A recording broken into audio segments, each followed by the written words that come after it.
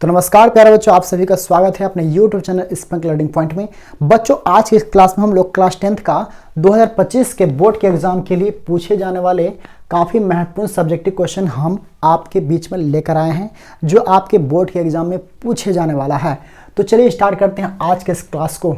तो बच्चों, आप देख सकते हैं कि मैंने यहाँ पे क्वेश्चन नंबर 1 लिखा है कि यदि बिंदु A x,2 है ना, बिंदुओं B 8,-2 एवं C 2,-2 से समदूरस्थ हो तो x का मान ज्ञात करें। ठीक है ना, यानी कहने का मतलब है कि यदि बिंदु A, ठीक है ना, यदि बिंदु A इन दोनों बिंदुओं से क्या है, समदूरस्थ है। ठीक है ना, एक बार क्वेश्चन को फिर से समझते हैं। यहां लिखा है कि यदि बिंदु A है ना, जो बिंदु A है हमारे x,2, यानी कि ये बिंदु जो है ना, बिंदुओं, यहाँ पे कोमा लगा है तो ध्यान देना है कि यदि बिंदु A x,2 बिंदुओं B और C, यानी कि इस दोनों बिंदु से क्या है, इन दोनों बिंदुओं से क्या है, समदूरस्थ है। समदूरस्थ यानी कि समान दूरी पे स्थित है ना। समदूरस्थ का मतलब क्या हुआ, समान दूरी पर स्थित है, यानी कि बिंदु A जो है इन दोनों बिंदुओं से क्या है, समान दूरी पर स्थित है। तो इस स्थिति में x का मान हमारा क्या हो सकता है, वही हमें निकालना है। तो सबसे पहले हम इसका कुछ फिगर ड्रॉ कर लेते हैं, उसके बाद हमें काफ़ी आसानी होगा x का मान निकालने में। ठीक है, यानी क्या क्या कह रहे हैं यहाँ पे कि ये जो बिंदु A है ना, ये बिंदु A है, ठीक है ना, ये बिंदु जो है, ये बिंदु इस दोनों बिंदु से क्या है, समदूरस्थ, यानी कि समान दूरी पे है। तो समान दूरी पे यानी कि ऐसा हो सकता है, ठीक है ना, समान दूरी पे। ठीक है, तो ये हो गया हमारा B और ये क्या हो गया, C हो गया। ठीक है, A बिंदु का निर्देशांक है हमारे x,2 और B का है 8,-2 और C जो हमारे यहाँ है 2,-2। ठीक है, ये चित्र आपको समझ में आया कि ये बिंदु जो है इन दोनों बिंदु से समान दूरी पे है। समान दूरी यानी कि इसका दूरी आप समान, ठीक है ना, इस प्रकार से खींचिए, है ना, और समान होना चाहिए। ठीक है ना, समान होना चाहिए। ये रेखा दोनों क्या होना चाहिए, इन दोनों बिंदुओं से समान होना चाहिए। तो ठीक है ना, ऐसे हम बनाकर जो है इसको हम बना सकते हैं। इतना करने के बाद आपको करना क्या है, यहाँ पर आप एक चीज़ लिख सकते हैं यहाँ पे कि AB बराबर AC, इस प्रकार लिख सकते हैं।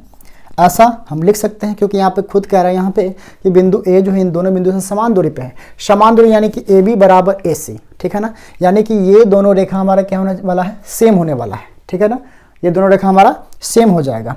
अब हम यहाँ पे क्या कर सकते हैं, दोनों तरफ यहाँ AB और AC, यहाँ पे हम क्या कर लेते हैं, दोनों तरफ स्क्वायर कर लेते हैं। ठीक है ना, दोनों तरफ वर्ग करने पर यहाँ लिखेंगे हम दोनों तरफ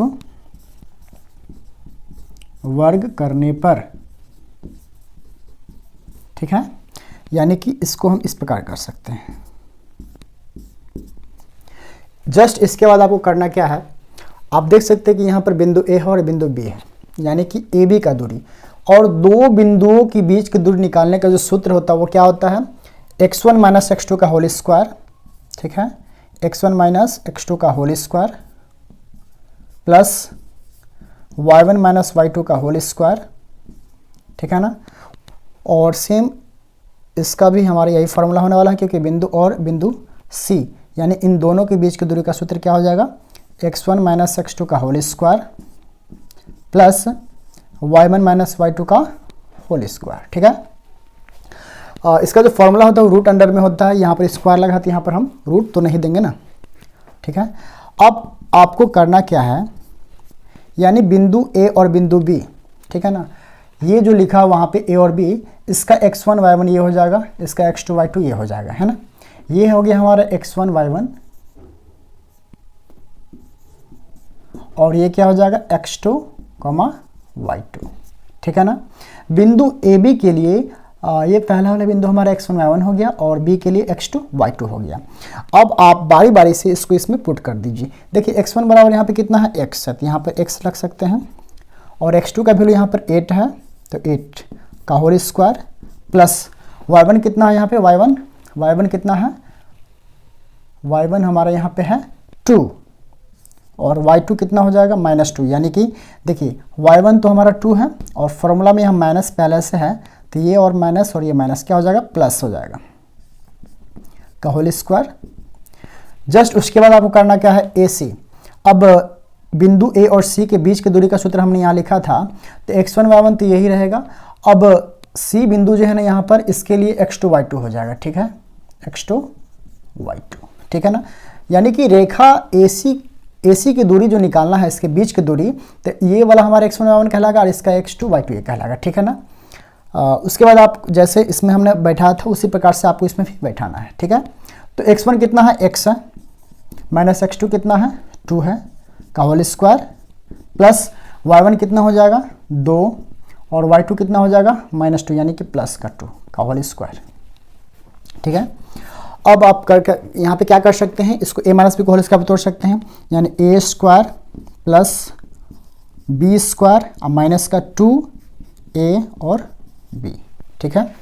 यहाँ पे आप 2 2 4 का स्क्वायर कितना हो जाएगा, 16, ठीक है। सेम इसी प्रकार से आपको इसको a माइनस बी को होल स्क्वायर इसको तोड़ सकते हैं, यानी a square plus B square और -2a और b के जगह पे क्या हो जाएगा हमारा 2 हो जाएगा, है ना। a square plus B square -2ab। Just इसके बाद आपको 2 + 2 यानी कि 4 का स्क्वायर कितना हो जाएगा, 16। यहाँ भी आपका 16 आ रहा है, ठीक है। अब आप यहाँ पे बराबर के सर 16 है और उस सर भी 16 है, तो इसको आप कट कर सकते हैं, ठीक है ना। आई होप कि आप लोग काफ़ी अच्छी तरह से समझ रहे होंगे। अब क्या करते हैं, यहाँ पे हम इसका स्क्वायर कर लीजिए, x स्क्वायर प्लस 8 8 64 -2 8 16x, ठीक है। अब हम इसको क्या करते हैं, इसका स्क्वायर कर लेते हैं, स्क्वायर x स्क्वायर प्लस 2 दूना 4, यहाँ पे इसका कर लिए 2 दूना 4x, ठीक है। अब आप देख सकते हैं कि इस साइड और उस साइड कुछ कटने वाला है, हाँ, यहाँ पे x स्क्वायर कट जाएगा क्योंकि प्लस प्लस में है, ठीक है। अब आप क्या कर सकते हैं, यहाँ पे चलिए उस साइड से 4x और 4 को हम इस साइड कर लेते हैं, ठीक है। तो 64 - 16x प्लस 4 इधर आ गया -4 इधर आ गया, तो plus 4x is equal to 0, है ना। पहले हम x का देख लेते हैं, यहाँ पर -16x है और यहाँ प्लस 4x है, यानी कि माइनस प्लस है तो घट जाएगा, कितना हो जाएगा, -12x, है ना। माइनस प्लस है तो घटेगा ना, 16 में से 4 गया तो 12, और ये माइनस इसलिए लगा क्योंकि यहाँ पे 16 बड़ा है। उसका 64 और ये 4 ये घट जाएगा तो कितना हो जाएगा, 64 में से 4 गया तो कितना हो गया, प्लस का 60 बराबर 0, ठीक है। चलिए 12x इज इक्वल टू 16 को हम उस साइड भेज देते हैं तो -60 हो जाएगा, माइनस कट हो गया, यानी कि चूंकि x बराबर 60/12 कितना हो गया, 5, इसलिए x बराबर कितना हो गया, 5 हो गया। और आप देख सकते हैं क्वेश्चन में हमें निकालना था कि x का मान निकाले, है ना। तो यहाँ हमारे x का वैल्यू कितना आ चुका है, 5 आ चुका है, तो यही हमारा क्या आ गया, आंसर हो गया। तो प्यारे बच्चों, आइए अब हम नेक्स्ट क्वेश्चन की तरफ बढ़ते हैं। तो देख सकते हैं कि हमने यहाँ पर लिखा है क्वेश्चन नंबर 2 में कि एक त्रिभुज का क्षेत्रफल ज्ञात करें जिसका शीर्ष बिंदु क्रमशः 0,4, 3,6 तथा -8, -2 है, ठीक है ना। यदि आपको बोर्ड के एग्जाम में इस प्रकार का क्वेश्चन आता है तो घबराने की कोई ज़रूरत नहीं है। आपको क्या करना है, सबसे पहले आपको एक त्रिभुज ड्रॉ कर लेना है, ठीक है ना। सबसे पहले आप एक त्रिभुज को ड्रॉ कर लीजिए, ठीक है ना। इस प्रकार से आप एक त्रिभुज बना सकते हैं, ठीक है। तो त्रिभुज में क्या होता है, 3 शीर्ष होते हैं, 1 2 3, ठीक है ना। आप देख सकते हैं यहाँ पे 1 2 3 शीर्ष यहाँ पर होता है ये त्रिभुज में, और यहाँ पे आपको 3 शीर्ष दिया भी गया है, ठीक है ना। तो आप बारी बारी से तीनों शीर्ष को आप इसमें पुट कर लीजिए। सबसे पहले इसका नामकरण कर लेते हैं, ये इसको A कर लेते हैं, और ये हमारा हो गया B, और ये क्या हो गया, C हो गया, ठीक है ना। यानी कि पहला जो निर्देशांक है उसको हम A को वैल्यू कर लेते हैं, ठीक है ना। यानी A बराबर हमारा निर्देशांक कितना हो गया, 0,4 हो गया, और सेकेंड को हम B ले लेते हैं, यानी 3,6 ले लिए, ठीक है ना। और थर्ड जो हमारा -8, -2, ठीक है, -8, -2, ठीक है ना। और निर्देशांक ज्यामिति में जो होता है वो जो निर्देशांक की 0,4 है ये होता है हमारा x1, y1, ठीक है ना। ये हमारा x1 y1 हो गया, और ये हो गया हमारा x2 y2, ठीक है। और ये बिंदु C जो हमारा हो जाएगा -8, -2, ठीक है ना। और ये हमारा क्या होगा, x3 y3, ठीक है। यानी कि इस प्रकार से आपको इस त्रिभुज में इन तीनों बिंदुओं को रख लेना है। अब हमें निकालना क्या है, त्रिभुज का क्षेत्रफल। ठीक है, तो एक त्रिभुज का क्षेत्रफल हम यहाँ पे लिख लेते हैं, यानी कि त्रिभुज एबीसी का क्षेत्रफल लिखेंगे यहाँ पे हम कि त्रिभुज एबीसी का क्षेत्रफल, त्रिभुज एबीसी का क्षेत्रफल। ठीक है, देखिए त्रिभुज का क्षेत्रफल क्या होता है, आप लोगों ने पढ़ा होगा इससे पहले कि 1/2 गुने आधार गुने ऊंचाई। ठीक है ना, तो उस फॉर्मूला के यहाँ पे यूज नहीं करना है हमें। यहाँ पर यदि 3 शीर्ष दिया रहे निर्देशांक में, ठीक है ना, तो इसका फॉर्मूला जो होता है वो क्या होता है, देखिए मैं लिखता हूँ यहाँ पे 1/2, ठीक है, बड़ा कोष्ठ x1 into y2 minus y3 plus x2 y3 minus y1, ठीक है, अब प्लस का x3 y1 माइनस y2। ठीक है, ये आपका त्रिभुज का क्षेत्रफल का फॉर्मूला होता है निर्देशांक ज्यामिति के लिए। ठीक है ना, तो यहाँ पे आप देख सकते हैं कि ये फॉर्मूला आप देख के अगर आपको याद है तो ठीक ही है, अगर याद ना हो तो मैं उसका ट्रिक आपको बता देता हूँ। ठीक है ना, देखिए ब्रैकेट, ये जो ब्रैकेट के अंदर आपको y को रखना है। देखिए ब्रैकेट के अंदर में सभी में y रखा है, ब्रैकेट के अंदर में y लगा हुआ है। ठीक है ना, और बगल में आपको क्या है, x है। ठीक है, यानी कि याद रखिए 1 2 3 क्या रखना है, 1 2 3 2 3 1 और 3 2 1, 1 2 3 2 3 1 और 3 2 1। ठीक है, 1 में आपको लगाना है x1 और ये क्या हो गया हमारा y2 y3, 2 में आपको लगाना है x2 और ये क्या हो गया y3 माइनस y1। ठीक है, 3 में x3 और ये क्या हो गया y2 माइनस y1। ठीक है, तो इस प्रकार से आप फॉर्मूला को आप याद रख सकते हैं। तो चलिए हम मेन पॉइंट पे आते हैं, हमें निकालना है त्रिभुज का क्षेत्रफल। तो आपको करना क्या है कि बारी बारी से इसमें सभी निर्देशांक को आपको इसमें बैठाते जाना है। तो 1/2, अब x1 कितना है आप देख सकते हैं, x1 हमारा कितना है 0। ठीक है, y2 कितना है 6 है और y3 कितना -2, -2 यानी पहले से यहाँ माइनस है तो क्या हो जाएगा माइनस माइनस प्लस का 2। ठीक है, नेक्स्ट क्या है x2, x2 का वैल्यू आप देख सकते हैं यहाँ पे कितना लिखा है 3 लिखा है, तो आप यहाँ पे 3 रख दीजिए। ठीक है, और y3 कितना है -2 है, y3 -2 माइनस y1 कितना हो गया 4, y1 4 प्लस x3 कितना है, x3 है -8 यानी कि यहाँ पे आपका -8 इस प्रकार से रखना होगा। ठीक है ना, x3 कितना हो गया -8, ब्रैकेट में से रखे हैं क्योंकि यहाँ प्लस है। ठीक है ना, -8।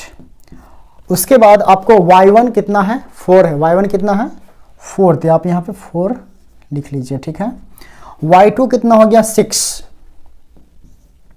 ठीक है, ब्रैकेट बंद।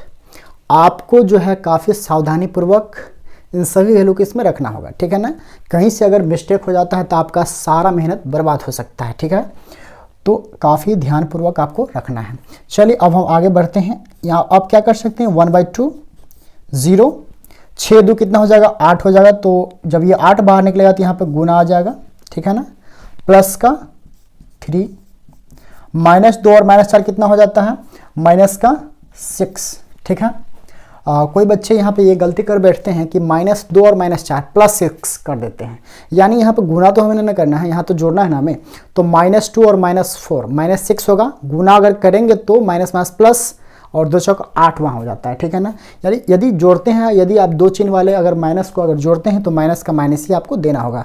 -2 और -4 कितना हो गया -6 हो गया। ठीक है, यहाँ पे हम क्या कर लेते हैं प्लस माइनस माइनस इसको गुना कर लेते हैं, कितना हो गया 8 हो गया। अब ये 4 और 6 भी घट के कितना आ जाता है यहाँ पे -2। इसे माइनस क्यों आया, घटने के बाद जो होता है जो अंक बड़ा होता है उसका चिन्ह इसमें लग जाता है, यानी कि 4 और 6 में कौन बड़ा है 6 बड़ा है, तो इसका माइनस आपको इसमें लगा देना है। ठीक है, अब ब्रैकेट से इसको एक बार फिर से बंद कर दीजिए। चलिए आगे बढ़ते हैं 1/2। चलिए अब आपको क्या कर लेना है, इसमें गुना कर लेना है। सबसे पहले गुना का काम कर लेना है बोर्ड मास के रूल से। 0 से 8 में कितना हो गया 0 प्लस 3 6 कितना हो जाता है -18 प्लस माइनस माइनस। देखिए संख्या गुना करने से पहले आपको चिन्ह का गुना कर लेना है, तो प्लस माइनस माइनस यहाँ माइनस कर लेते हैं। 3 6 18। चलिए 8 और 2 को गुना करने से पहले आपको माइनस माइनस क्या हो जाता है प्लस, 8 दूना 16। ठीक है, अब आप क्या कर सकते हैं, अब आपको इसमें क्या करना है, जो घटने वाला है उसको घटाइए, या तो जो जुटने वाला है उसको जोड़ दीजिए। तो यहाँ देख सकते हैं 0 को हटाइए जब तक 16 और 18 को आप देख लीजिए यहाँ पे क्या हो सकता है, ये प्लस में है और ये माइनस में है, तो 16 18 तो हमारा यहाँ घट जाएगा, तो घटा लीजिए इसको, कितना हो जाएगा, पहले चलिए 0 लिख ही लेते हैं यहाँ पे, और ये माइनस यहाँ पे लगेगा कि नहीं देख लेते हैं। 18 और 16 तो सबसे पहले तो घटने वाला है क्योंकि एक माइनस प्लस है तो घटेगा ही। 18 में 16 कितना हो गया, 2 हो जाएगा, ठीक है, और 2 होगा तो इसमें माइनस भी आएगा क्योंकि 18 यहाँ पे बड़ा है, तो जो अंक बड़ा होता है उसका चिन्ह यहाँ पे लगता ही है। चलिए आगे 1/2 और 0 में से 2 घटेगा तो माइनस ही 2 हो जाएगा ना, ठीक है। तो यहाँ पर 2 से 2 कट जाता है तो एक आता है यानी कि माइनस का 1, ठीक है ना। और क्षेत्रफल जो होता है कभी भी माइनस में नहीं होता है, ठीक है ना। क्षेत्रफल क्या होता है, कभी भी माइनस में नहीं आता। यदि आप किसी भी प्रकार का क्षेत्रफल निकालते हैं, यदि आपका आंसर यदि माइनस में आता है तो आप समझ लीजिए कि वहाँ पे वो -1 नहीं होना चाहिए, यानी कि माइनस में क्षेत्रफल कभी होता ही नहीं है। उसके लिए आपको करना क्या पड़ेगा, जो क्षेत्रफल जो आ रहा है आपका ऋणात्मक, उसमें आप क्या कर देना है, मोड लगा देना है, ठीक है ना। मोड यानी कि इस टाइप से दोनों तरफ आप घेर दीजिए, इसका मतलब क्या हुआ, मोड हो गया। यानी मोड में लगाने के बाद क्या होता है, मोड जो होता है ना उस माइनस को क्या कर देता है, प्लस कर देता है, यानी कि 1, ठीक है। मोड लगाने के बाद वो क्या हो जाता है, माइनस प्लस में हो जाता है, ठीक है ना, यानी कि 1, यानी आपका आंसर क्या हो जाएगा, 1 हो जाएगा, ठीक है। आई होप बच्चों कि आप लोग काफ़ी अच्छी तरह से इस क्वेश्चन को समझ गए होंगे। और हाँ, इस तरह के क्वेश्चन जो है बोर्ड के एग्जाम में काफ़ी ही देखने को मिलते हैं, ठीक है ना। तो आप लोग काफ़ी अच्छी तरह से इसको समझ लीजिए और कॉपी पर जरूर प्रैक्टिस कीजिए, ठीक है ना, क्योंकि रिवीजन में ही क्या है, डिवीजन है, ठीक है ना।